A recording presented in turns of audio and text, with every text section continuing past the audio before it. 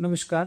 मी doctor Kishore Rathod, प्राध्यापक व विभाग प्रमुख बालरोग विभाग, डॉक्टर शंकरराव चव्हाण शासकीय वैद्यकीय महाविद्यालय नांदेड. HPV ह्या वॅक्सिनचा नियमित लसीकरणात समावेश करून आपल्या देशाने एक फारच मोठा पल्ला गाठलेला आहे व आरोग्य क्षेत्रासाठी ही फारच महत्त्वाची बाब आहे. पण दुर्दैवाने मागच्या काही दिवसापासून चुकीच्या व दिशाभूल करणाऱ्या बातम्या व व्हिडिओ समाज माध्यमावर प्रसारित होत आहेत व त्यामुळे किशोरवयीन मुली व त्यांची पालक यांच्यात संभ्रमाचं वातावरण आहे. त्यानिमित्ताने मी आपल्यासमोर काही तथ्य मांडू इच्छितो.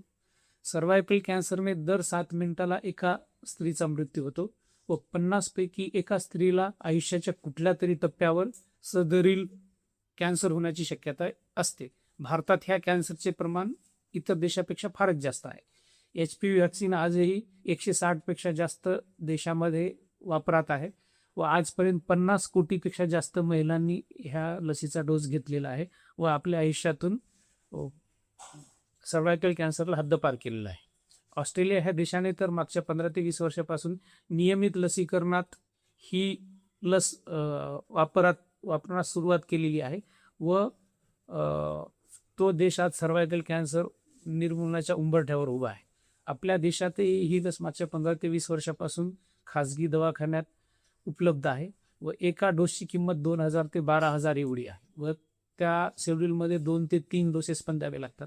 पण सदरील लस ही आपण 14 ते 15 वर्ष वयोगटातच देत असल्यामुळे फक्त एकच डोस लागतो व आयुष्यभर सर्वायकल कॅन्सरपासून संरक्षण देण्यास पुरेसा आहे.